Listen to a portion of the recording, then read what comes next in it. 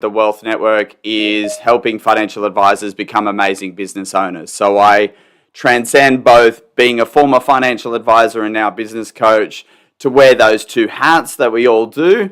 And those two hats are around being great advisors in front of clients, but also remembering at some point in time we have to put our business owner hats on.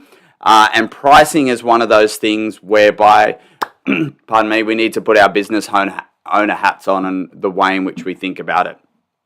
First slide that I start all my presentations with is just to remind everyone in terms of the supply-demand gap. I can send you this slide afterwards as well. As we all know, the number of financial advisors is locked in at about 15,000 now for the next 5 or 10 years, plus or minus a few PYs, but PYs will be less than retirement. So there's a lowering supply of advisors, as we know, and an ever-increasing demand for advice. The research, as it states at the moment, is over the next 5 years, there'll be 1 million Australians that will be willing to and able to pay for financial advice at the current price level. So I'm not asking anyone to take a pay cut to service 1 million people, but if we took those 1 million advisors and we said that we took those 1 million Australians and as a result of that gave it to the 15,000 advisors that we have at the moment, it's about 65 clients per business. So there's a lot of clients available to us at the moment in terms of who we can serve. And so essentially what I want to call out in terms of how we're thinking about our business is obviously that there are more Australians who need financial advice. And what I'm trying to lead is thinking about how our businesses can serve more clients. So I'm not necessarily saying that put your prices up and make more profit, although that is a function of it. But the function of putting up prices means that you have more revenue within your business. If you have more revenue within the business, you can afford to hire staff. When we hire staff, we can do things with those staff members. And so there's a relationship between all of these things. And today we're predominantly talking about pricing. So for me, at the Wealth Network, we talk about coaching and execution very often. So the idea of having a coach that's never done anything before is a little bit less inspiring. And so I'm a financial advisor that's been working in the business, in my own business for 15 years. We support about 12 different financial planning practices at the moment in terms of coaching through a coaching program and a equity partnership plan that we have. And we've got award-winning practices and we've got profitable practices. And that's the most important thing that we're talking about today when it comes to the pricing of advice.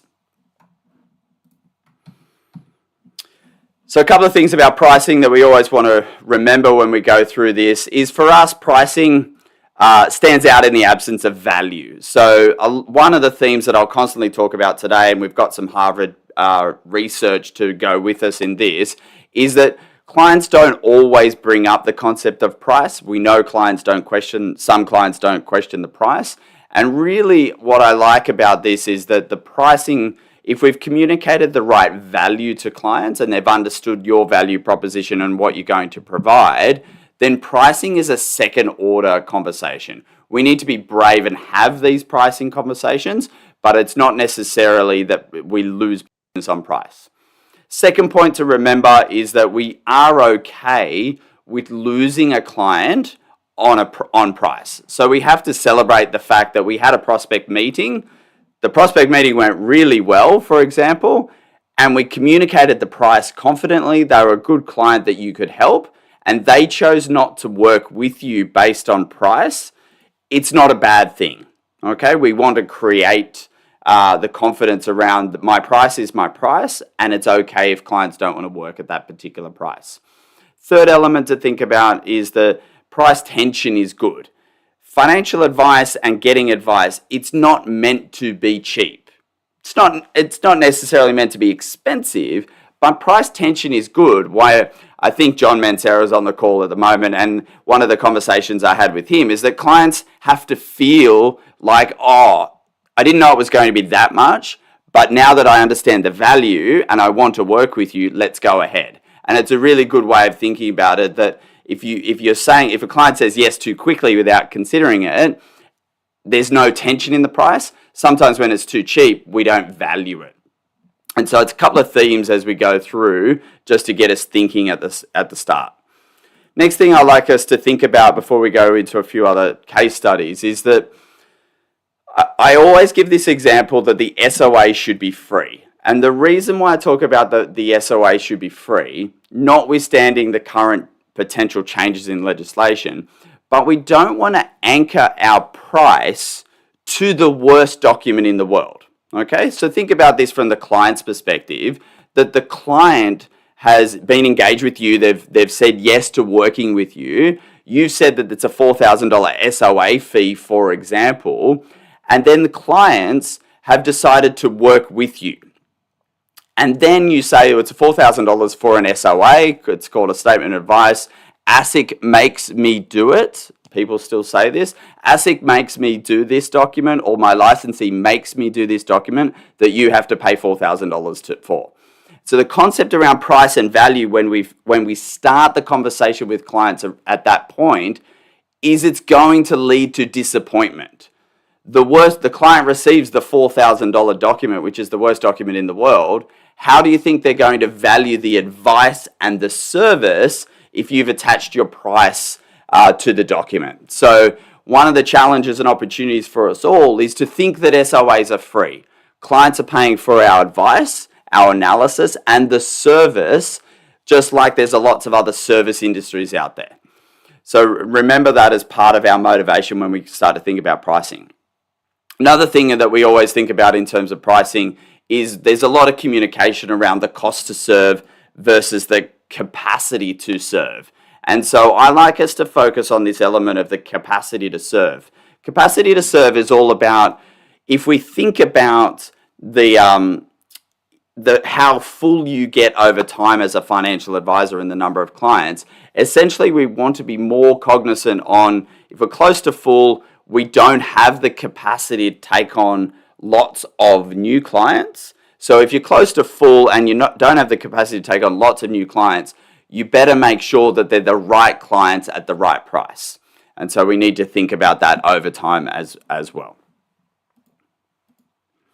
So one of the things that I wanted to share with you, and there's a QR code on the screen at the moment in terms of the Harvard Business Review research, is this is a values chart which talks about what customers, and it's a US research, so they talk about customers, not clients, and so we share those interchangeably, but it's what customers value in an advice relationship, or in any type of relationship with their service providers, be it banking, financial services, or actually department stores. And so what the research talked about is not only heading towards the top of the triangle will increase your connection with clients, but it's actually the volume of items that you also have. So sometimes we have clients where we've been taught in the past that we have to communicate the value and make them really excited about their 10-year goals, and therefore they'll work with us. And not all clients are like that. But clients are looking for elements on this chart here. And some of them are really functional and basic, but also clients really value those things. So the idea of having security, having someone to talk to, having someone taking away the administration burden of my financial plan, they're all minor compared to this life-changing top of the triangle, but lots of clients still value those. So we can't ignore the base level of these values, and we still need to communicate those as well as some of these top level life-changing ones. Now, when we go across the page and we look at the financial services ones, so these are the ones that if I call out the banking was the closest kind of thing that it was there, was credit cards actually on this research. But if we look about the ones about credit cards in the bottom right hand corner, the 5 elements that were picked up there was all about the quality. So the quality of the service and the organization. The rewards, that's a little bit about credit cards. Heirloom is all about family, confidence, future. Avoids hassles is a really interesting one. So that's our role as financial advisors, to actually remove the friction within our world. And financial planning and financial services is high level friction. And so the idea of helping clients remove hassles is quite an interesting one. And then finally, provides access is the the ability for them to talk to us at different points in time. And so when it comes to pricing, we want to be thinking about some of these elements of value, because connecting our value and price is really important. The next thing that we have to do when we're thinking about pricing and talking about pricing with our clients is we need to remove the jargon of the conversation. So the jargon is all about how we communicate what the fee is to clients so that they're not confused. And so we've created all of these words: ongoing fee, upfront fee, SOA fee, fee for service, commission, service fee, etc., etc.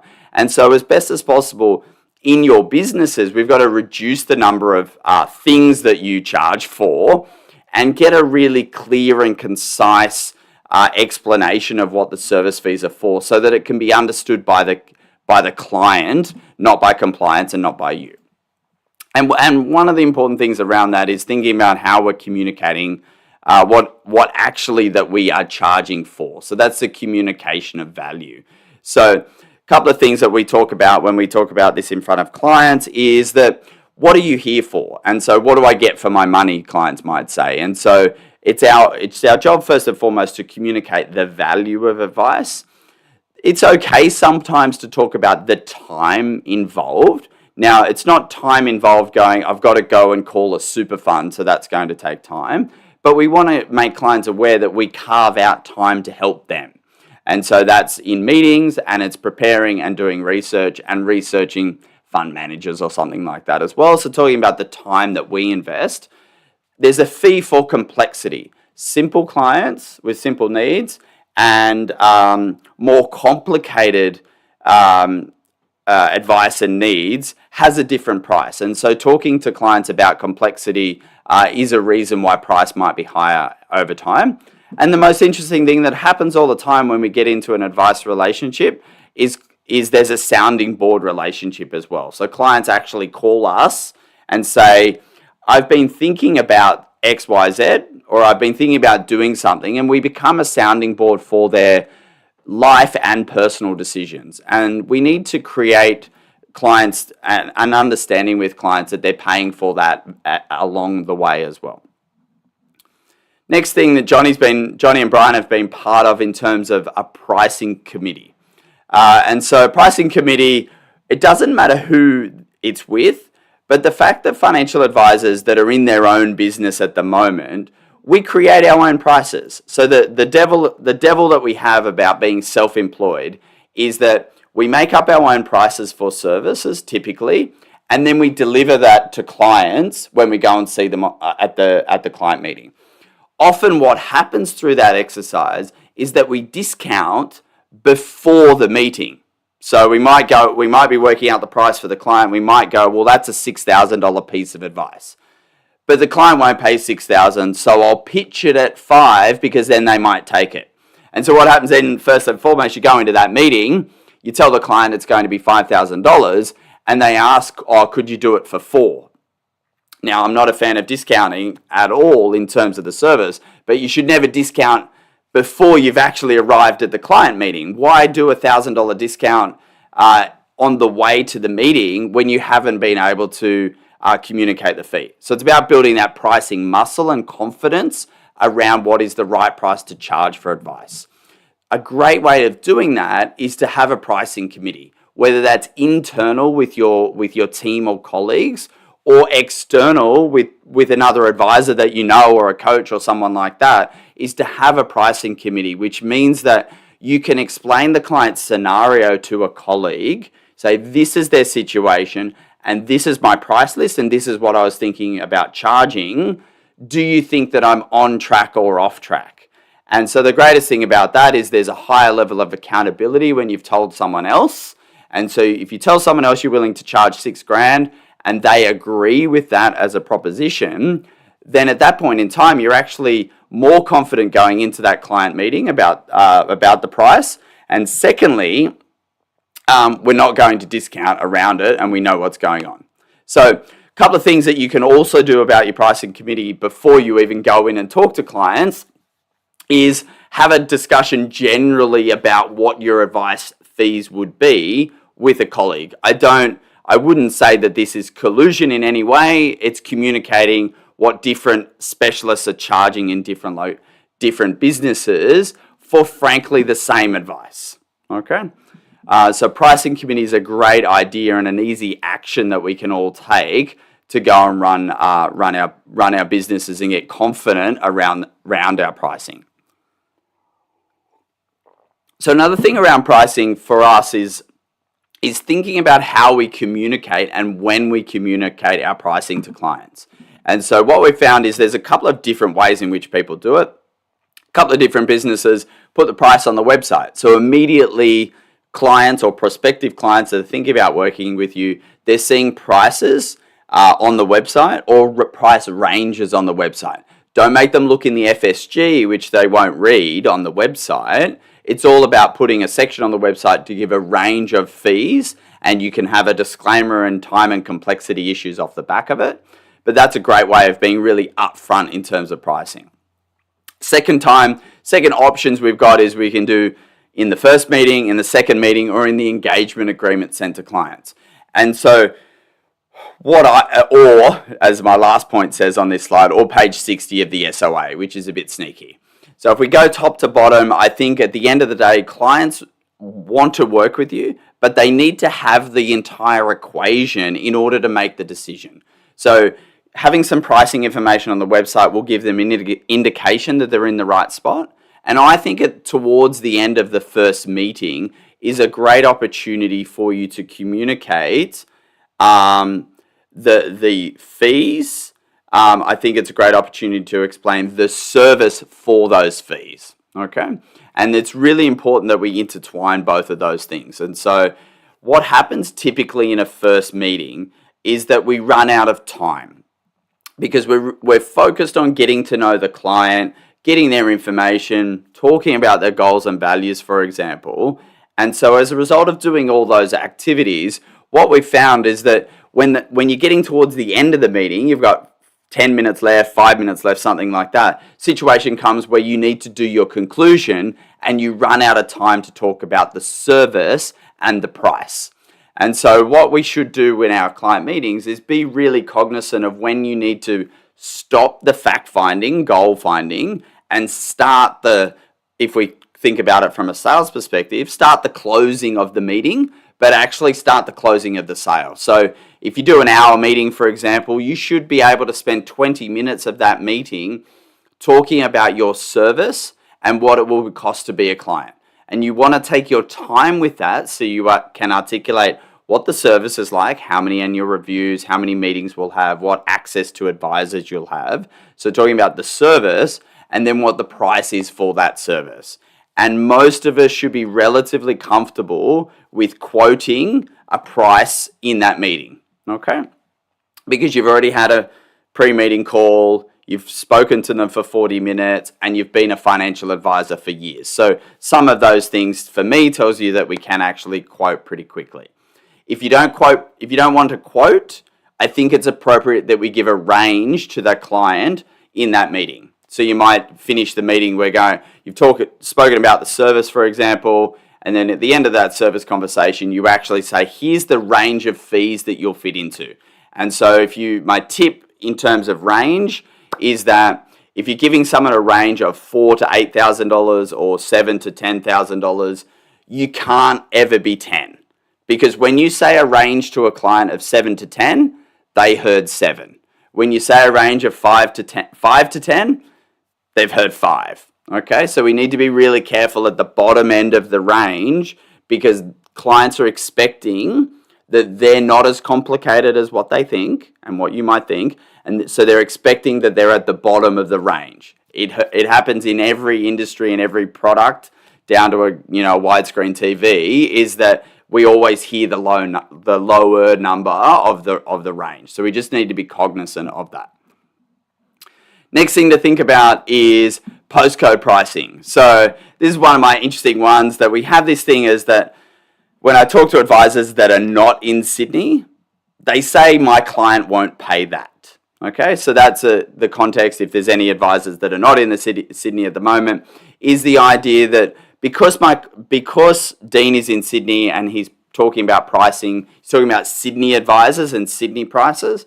I fundamentally believe there's almost no difference in pricing for professional services across Australia. Okay? Reason being is that I can deliver my professional services to anyone in Australia, so therefore my price is my price regardless of where my client is located, but also the cost of everything is exactly the same regardless of where you're located, with the one exception of the price of your house. Okay? So I wrote down some funny examples. So the coffee, so a flat white as the Australian latte, you pay the same price for a flat white across Australia. You actually are more likely to pay more in Perth. Claudia, you could confirm that, more in Perth than in Sydney for your flat white. But the price is relatively the same across the country. Same with petrol, same with fruit and vegetables. It actually might be more expensive further out of Sydney. Your life insurance policy that you have on your life is exactly the same. AMP does not give a discount or a premium on your life if you live in a different location. Hub24 or Netwealth or CFS, they don't give anyone a discount just because they live in Adelaide. Telstra phone bills are exactly the same. As you go up in the price, cars are exactly the same. There's very little difference in the price of a car between Sydney and Melbourne and Adelaide, so therefore there should be very little difference in our professional services. Interest rates are exactly the same around the country. Housing prices are the only difference. Okay? And so why I wanted to tell you that is that it's important to be confident around our pricing and know that just because you're physically located somewhere shouldn't drive the vast majority of your pricing decisions when it comes to financial advice.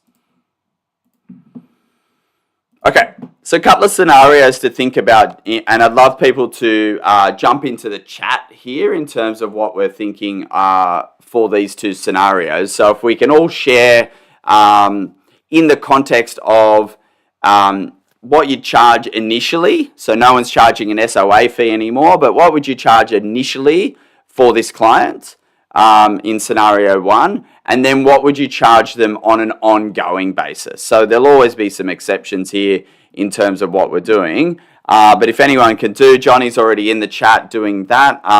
The people that are watching on LinkedIn, you can actually put it in the chat, but there'll be a bit of a lag, so I won't be able to call it out live, but we'll still share the answers. But it'd be good if anyone else can put an example of what they think they would charge this particular client.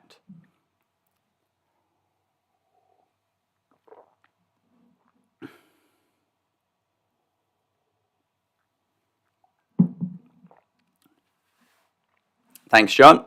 I kind of knew your answer, but it's good to share. So I'll just call that one out for the people that can't see in the chat. So this example for this particular client would pay $11,000 in the first year of service. So whether it's the 1st to the 31st, doesn't matter the calendar year, it's just a year of service. Pay $11,000 half up front, and then the second the second 5,500 essentially monthly for that entire 12 months. And then if they want to become a client in the second year, John, they continue to pay that 5,500 indexed at inflation for as long as they want to be a client. Okay, thanks, James. So James has got pretty close, 4,950. So that's 4,500 ex GST and about 11,000 ongoing. So that's good. Thanks, James. So Jared, you're on the money too, and Brian as well. So really good. Thanks for sharing that. If you can also put in the chat, be good if pop in the chat after that one before we run on the second scenario, whether you're just type in fixed fees or FUM, just to get an idea as to whether people are, in terms of, obviously it's got $1 million of liquid assets, so just pop in, go, I charge a FUM fee and it's based on the value of those investments, or I charge a fixed fee because it's just a fee for service.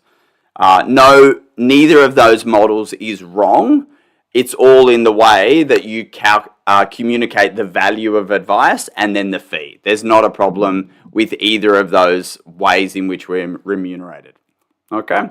So let's take a look at the second scenario. It's a little bit different. There's a lot more moving parts, interestingly, just less wealth. So it'd be great. Just jump in, give us an update on scenario 2.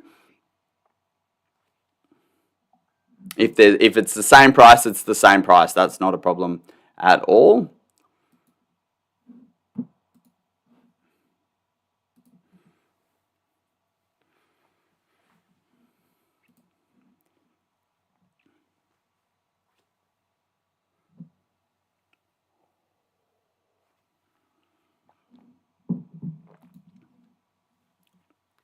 So typically this one, from the research that I've done before, actually comes in a little bit cheaper in terms of, a little bit lower in terms of price.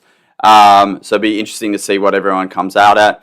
But typically it's the notion that there's less wealth, and so therefore the price is a little bit less. The reality of this situation, from my perspective and how it goes, is that I really think that this client, whilst doesn't have any wealth, has a lot of moving parts that could be well worth getting advice. Okay? And if it's well worth getting advice and they've got these lots of moving parts, it's still a lot of things that we need to solve for the client and charge for. Okay? So James would charge the same project fee, which I think was about $5,000, and then a different monthly fee off the back of that. Lyle is a bit less as well. So interestingly, John's exactly the same price because, he has a set price to work with clients, and so that's what it is in relation to that. And so, the challenge is that this client most likely has lower cash flow, and therefore potentially can't afford a full priced fee. But once again, I would call out that this client's actually going to be equal or maybe more work in terms of the work that we'd have to do to provide them strategic advice. Also, if we can do the right thing by them, they're going to be a client for the next 30 or 40 years in our business in terms of working together. So the next thing I want to talk to everyone about is putting up prices. Okay, so there's a little bit of muscle building that we have to do around getting price increases.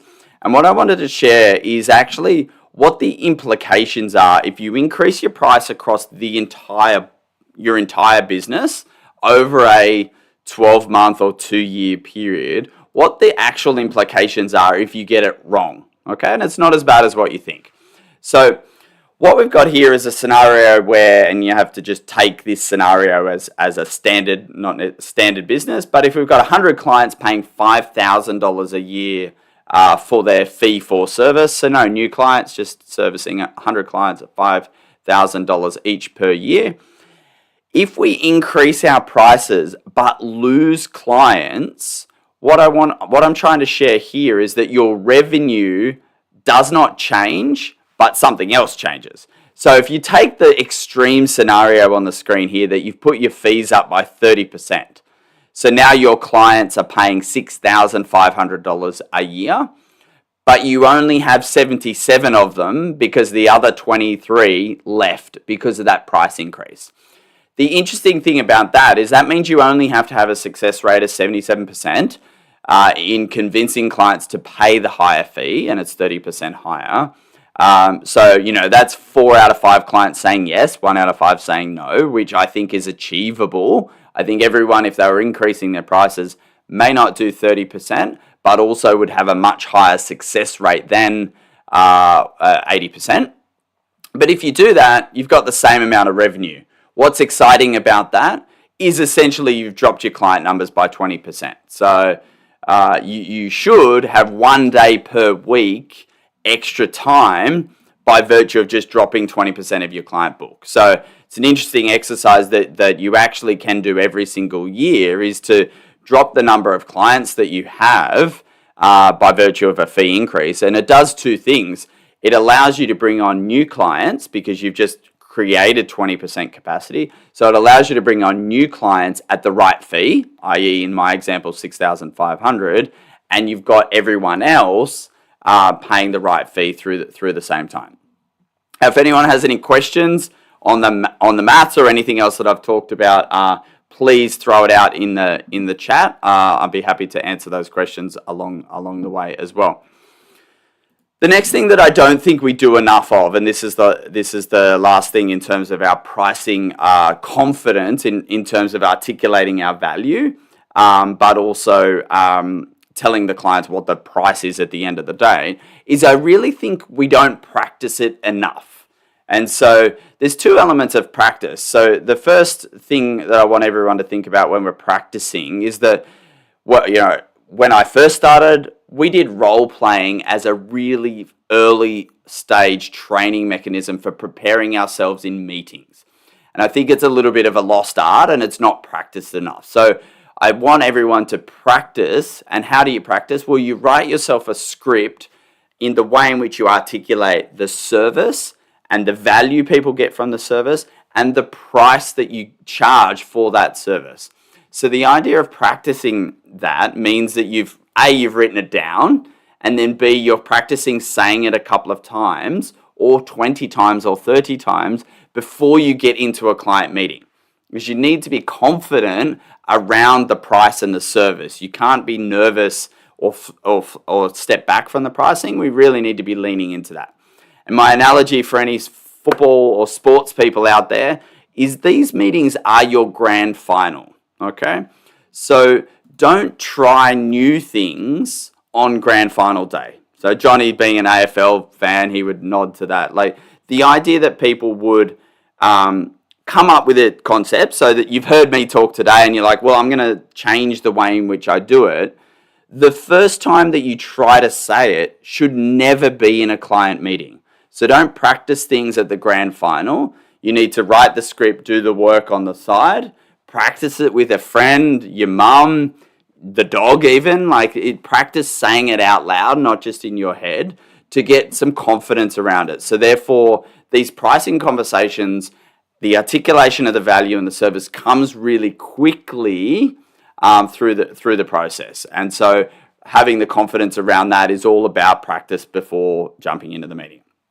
So James has talked about bringing up the fee increase conversation. So I think that there's a couple of good things in here, James. Obviously, practicing is key in terms of the fee increases.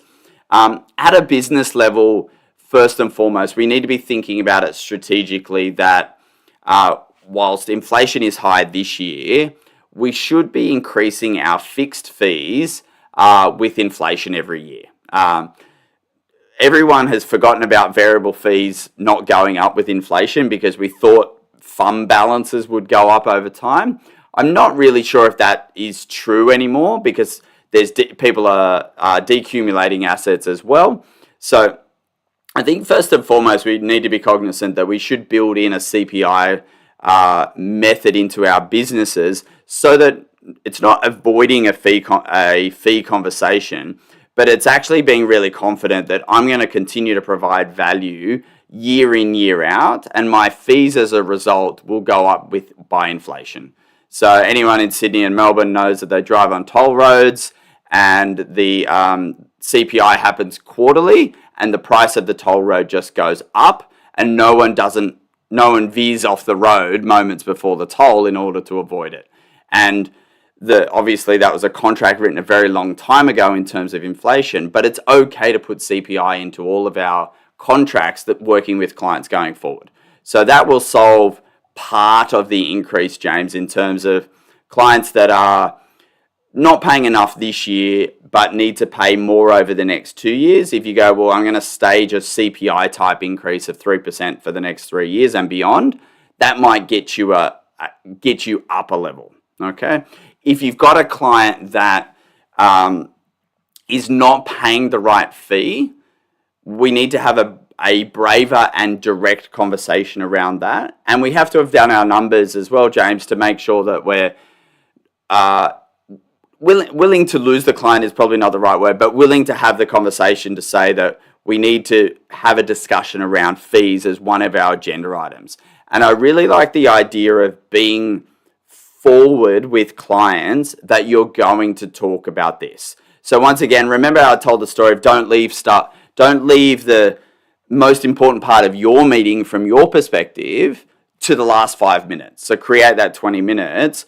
I think in relation to putting fees up and having that conversation, we need to let clients know beforehand that we're going to have that conversation. So it doesn't have to be huge, but in the context of saying we're sending a client agenda or what we're going to talk about in the meeting, one of those agenda items can be service review, or you can be even bolder and say fee review.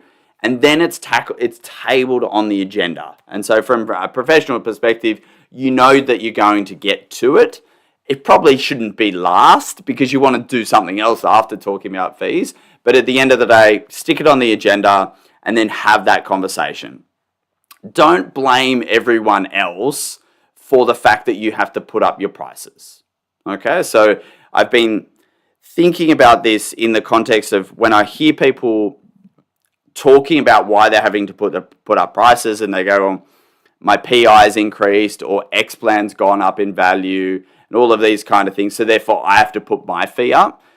It's true, but that doesn't have to be how you communicate it, okay? Clients are just not paying enough, and let's simplify it a little bit, that clients, Mr. Client, unfortunately, we've reviewed the fees of the last 12 months and what we need to charge for the next 12 months to build a sustainable, profitable business, which is good for both of us. And as a result, we need to look at the fees. We need to put them up. Okay? Now, if client doesn't want to pay the higher fees, James, then you've got two different options at that point in time. You can lower the service or they can stop working with you. Okay? So it's really good as that second level of thinking about it from a service perspective and say, do I have a service offering that is one step lower than what the client is currently paying? So if they don't want to pay the higher fee to get the same service, they might want to pay a slightly lower fee in order to get us a lesser service. Okay, if you go down that path, what we have to be really, really firm on is scope creep. Okay, so lawyers are amazing at this. If you've ever used a lawyer, you can't ask them anything beyond the scope. And so if we have a client that used to be a premium full service client and they opt to move down a plan, we have to be really cognizant that the client will naturally ask us for everything, okay? Because they're used to asking us for everything. The moment you've changed the service and the price, they've forgotten, okay?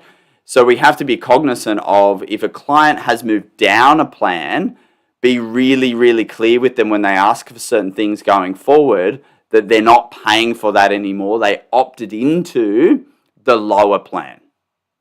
Okay? So a couple of steps there to think about in terms of that. So that's all I had today. If anyone has any questions, you can unmute yourself, you can turn your mics on, all of those kind of things would be awesome. We can have a little bit of a conversation here.